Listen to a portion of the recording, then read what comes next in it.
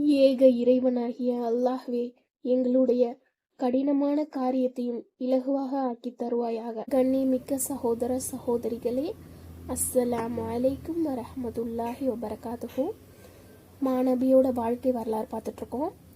அடுத்து என்ன ஆச்சு அப்படின்னா, புனித காபாவுடைய நிழல்ல அப்துல் முத்தலிப்க்குன்னு ஒரு விரிப்பு விரிக்கப்பட்டிருக்கும். அவர் வரும் வரை அவரது பிள்ளைகள் யாரும் அந்த விரிப்புல அமர மாட்டாங்க, அவருக்கு மரியாதை கொடுக்குற விதமா. ஆனா சின்ன பிள்ளையா இருக்கிற நம்ம நபிகள் நாயகம் அந்த விரிப்புல உட்கார்ந்துருவாங்க.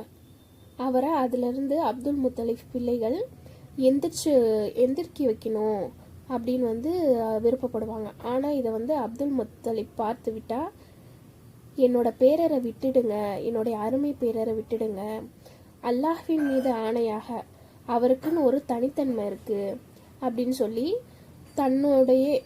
தன் கூடவே அந்த விரிப்புல அவரை உட்கார வச்சுப்பாங்க.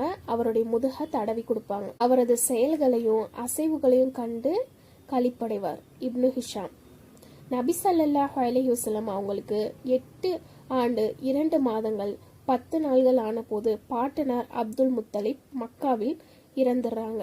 தன் மரணத்திற்கு முன்பு சிறுவரை அவரது தந்தை அப்துல்லாஹ்வின் உடன் பிறந்த சகோதரர் அபுதாலிப் பராமரிக்க வேண்டும் என விரும்பினார் இப்னு ஹிஷாம்.